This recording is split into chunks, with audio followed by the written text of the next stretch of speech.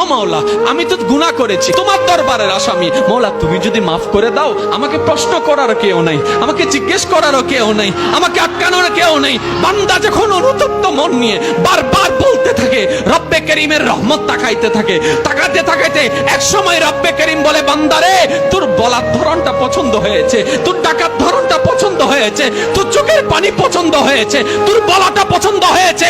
এবার মওলা বলে, আমি তোর সারা জীবনের কত গুনাহ করছিস? বান্দা বলে, মওলা 40,000 পার হয়ে গিয়েছে। কেউ বলে যে মওলা পাহাড় পরিমাণ হয়েছে, কেউ বলে যে মওলা আসমান পরিমাণ হয়েছে। এবার মওলা বলে যে আমি মাফ করে দিলাম, আমি মাফ করে দিলাম, আমি মাফ করে দিলাম, আমি মাফ করে দিলাম, আমি মাফ করে দিলাম, আমার বান্দাকে আমি মাফ করে দিলাম। ফেরেশতা বলে, মওলা এত বড় গুনাহগার, এত বড় আসামি, হাজার গুনাহগার, হাজারটা গুনাহ তওবা করেছে একবার, মাফ চেয়েছে একবার, তুমি মাফ করে দিলা, তুমি মাফ করে দিলা। রব্বে করিম বলে, মাফ করব না তো কি করব? বান্দাটা কার দেখতে হবে না, বান্দাটা কার দেখতে হবে না, সে রহমানের কাছে মাফ চেয়ে যদি মাফ না পায়, তাহলে তো বিশ্বের কাছে মাথা নত হয়ে যাবে। আরে সে রহমানের বান্দা, জাত্তার বান্দা না, যে রহমান হচ্ছে ইন্নাল্লাহ আলা কুল্লি শাইইন কাদির। সুবহান।